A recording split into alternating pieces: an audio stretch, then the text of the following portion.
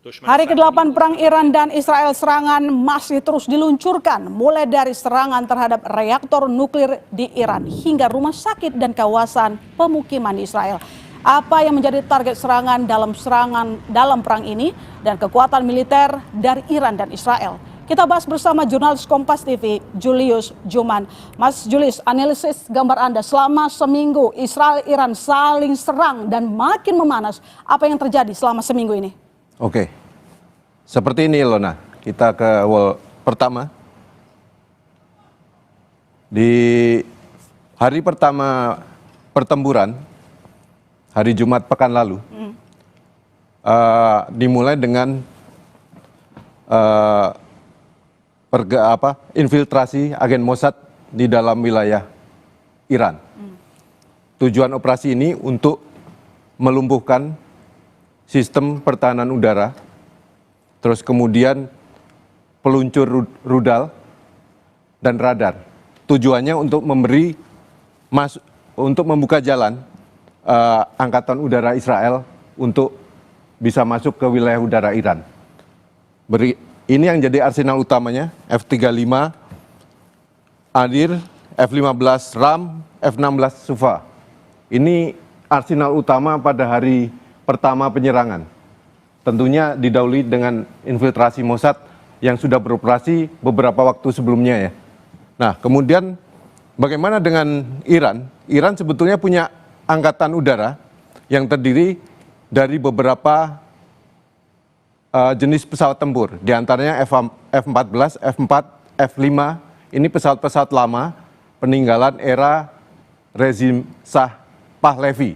Jadi sebelum revolusi Iran ya. Terus kemudian juga ada beberapa pesawat buatan Rusia, MiG-29. Tapi dibandingkan dengan alutsista udara milik Israel, bisa dikatakan yang punya Iran itu produk lebih lama ya. Teknologinya juga bisa dikatakan lebih lama gitu. Dan berikutnya juga Israel ini melakukan preemptif serangan terhadap Iran dengan alasan Iran sedang mengayak uraniumnya 60% menjadi 90%, menjadi grade weapon gitu ya.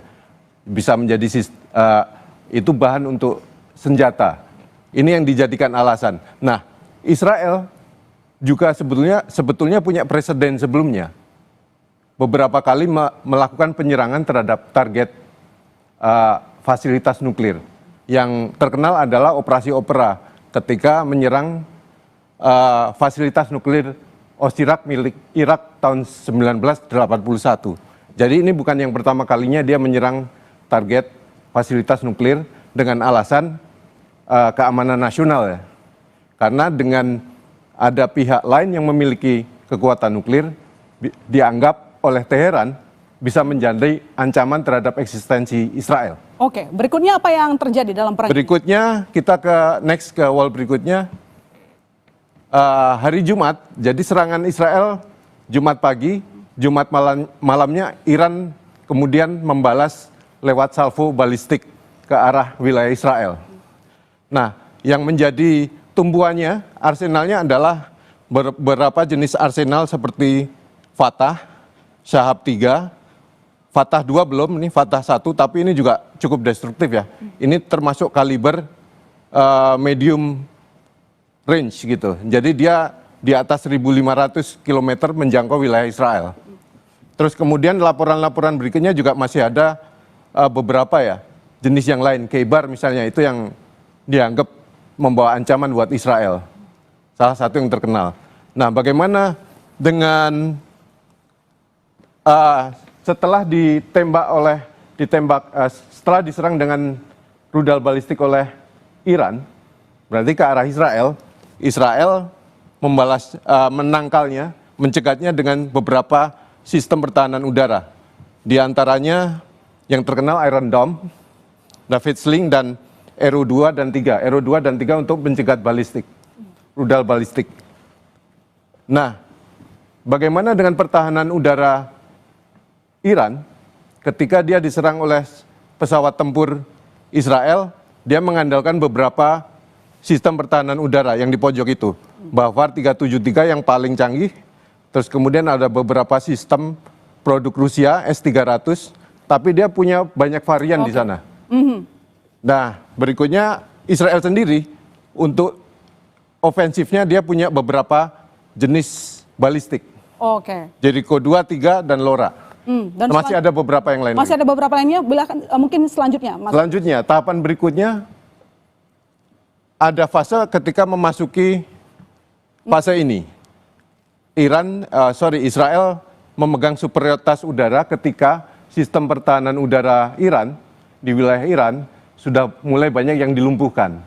Sehingga pesawat-pesawat Israel leluasa bergerak di wilayah Iran. Dan mereka memburu beberapa target militer penting ya. Dari hari ke-1, 2, 3, 4 itu beberapa kunci sudah. Aset militer gudang, radar, pertahanan udara, terus kemudian markas tentara, markas Gadar Revolusi Iran, berikut dengan pemimpin-pemimpinnya ya. Pemimpin-pemimpin kuncinya. Oke, berikutnya? Nah, pada tahap ini Iran masih terus melawan dengan menembakkan balistik ke arah Teheran. Dan seringkali memang kewalahan. Nah, bagaimana membuat Israel kewalahan? Salah satunya dengan meluncurkan drone yang dianggap sebagai decoy untuk mengacukan sistem pertahanan Israel. Dan kemudian decoy itu pengalih perhatian, sistemnya kewalahan, terus kemudian Iran menembakkan rudal balistiknya sehingga sulit untuk ditangkal. Slide berikutnya apakah menunjukkan bahwa kekuatan dari Israel sama berkurangnya seperti Iran? Silakan Mas Julius. Berikutnya kita ke slide berikutnya. Nah, situasinya sekarang mungkin bisa dikatakan Israel unggul superioritas udara tadi, dia punya keuntungan taktis dan strategis ya. Dia leluasa untuk mencari target, artinya Iran masih bisa melawan dengan pertahanan udaranya tapi sifatnya minor gitu.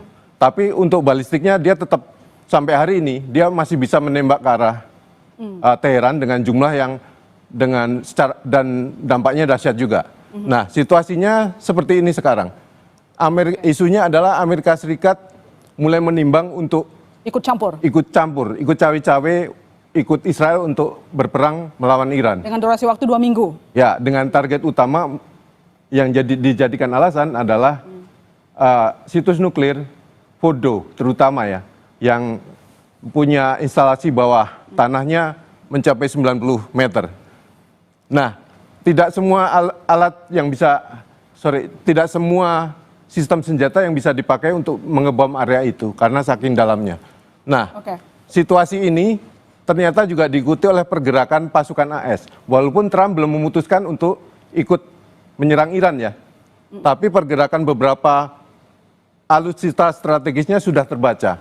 Kapal tanker udara, terus kemudian kapal induk Carl Vinson dan Nimitz mendekat ke arah. Unggulan ya Mas? Ini betul, ini 2 kapal induk, satu barusan melewati wilayah Indonesia 3 hari lalu, dia mengarah ke situ. Terus kemudian yang saya dengar yang terbaru adalah beberapa aset alutsista angkut raksasa ini, C5 dan C17 Globemaster, itu bergerak dari arah Eropa menuju beberapa basis Amerika Serikat di Timur Tengah. Oke, sebelum saya nanti ataupun kita membahas terkait dengan ikut campurnya Amerika Serikat Donald Trump, pertanyaannya begini Mas, apa yang masing-masing kedua negara ini targetkan? Israel mau targetkan apa? Iran mau targetkan apa? Israel saya pikir sekarang yang dikejar ada Fordo ya.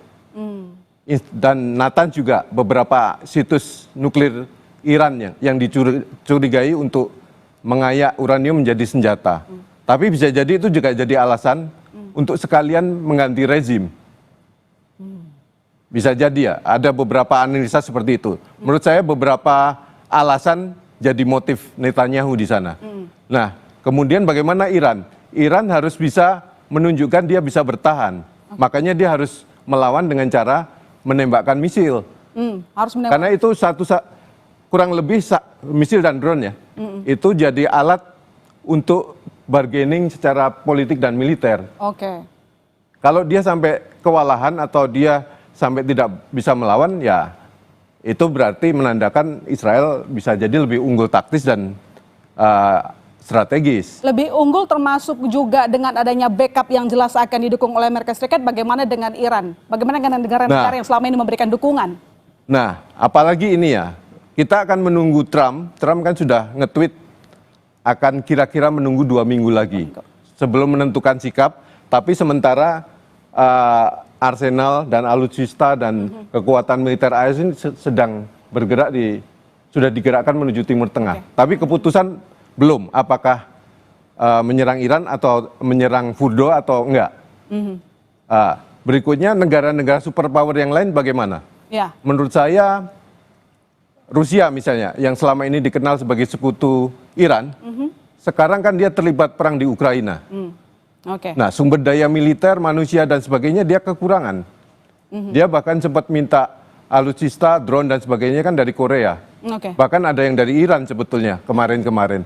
Nah, situasinya sulit bagi Kremlin untuk membantu katakanlah logistik dari Iran. Padahal kemarin Putin pun juga sudah kasih clue tuh. Ya bagaimanapun tidak ada perjanjian pertahanan dengan Iran. Ya. Nah, bagaimana Cina? Satu lagi Cina. Cina juga paling banyak ditanyakan.